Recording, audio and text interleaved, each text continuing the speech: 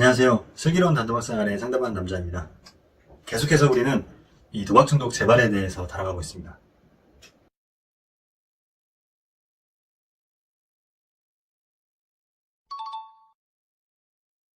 이번 영상에서도 이 도박 중독 재발이 보내는 신호에 대해서 한 가지 말씀을 드려보겠습니다. 우리가 겪고 있는 이 도박 문제의 책임은 누가 가지고 있을까요?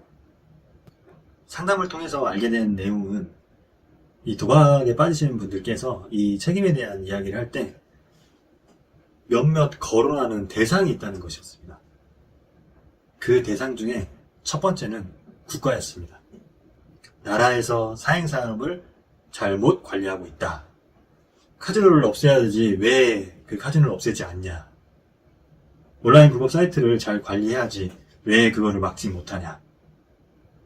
이렇게 국가의 책임과 이 태도에 대해서 이야기하는 분들이 많았고요. 그리고 두 번째 책임의 대상은 일명 토사장이라고 하는 이 사이트 운영자에 대한 어떤 책임이었습니다. 이 운영자들을 다 잡아서 어떻게 해야 된다. 다 잡아서 없애야 된다. 그래야 내가 도박을 안 할 수 있다. 이제 이렇게 말하는 또 분들이 있었고요.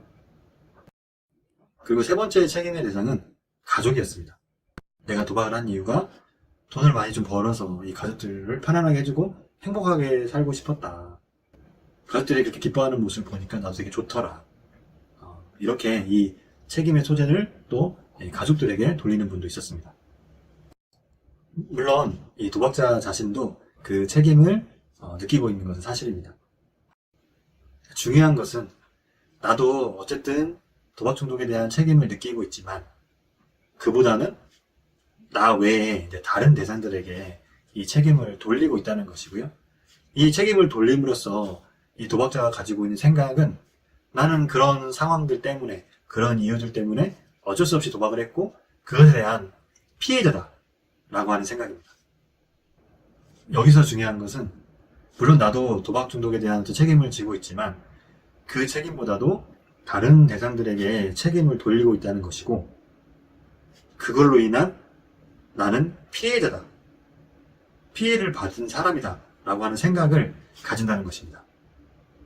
이런 상황에서 상담이 계속 거듭되면 그 책임 소재가 이 도박 중독자 자신에게 향하게 되어 있습니다. 그러면서 이 단도박에 대한 힘도 생기는데요. 이 피해자라고 하는 생각에서 이 문제에 대한 책임자로 바뀌는 과정이 치료에서도 매우 중요합니다. 그래서 이런 변화가 일어나면 이 단도박을 유지해 가는데 매우 도움이 되는데요.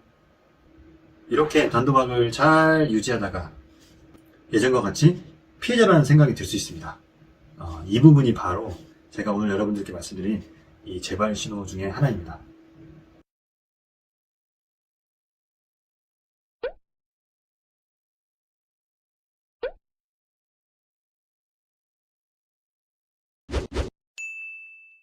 피해자라는 생각이 드는 게 위험한 이유는 자신이 피해자라는 생각이 드는 순간부터 보상을 받고 싶은 마음이 생긴다는 것입니다. 그래서 이 보상을 받고 싶은 마음이 예전에 돈을 잃었던 그것을 다시 찾고 싶은, 다시 복구하고 싶은 이런 마음으로 이어지고요. 그래서 이제 재발로 이어질 가능성이 있다는 것입니다. 내가 어렵게 힘들게 이 도박 문제에 대한 책임을 짊어지고 왔는데 어느 순간부터 이 책임을 다른 대상에게 돌리기 시작할 때 그때 우리가 이 재발로 이어질 수 있다는 것을 알아야 됩니다. 그래서 단도박 과정에서 여러분들께 이런 모습이 나타나는지 나타나지 않는지 잘 살펴보시면 좋겠고요. 오늘 내용은 여기까지입니다. 오늘 내용도 여러분들의 재발을 막는 데 도움이 됐으면 좋겠습니다. 감사합니다.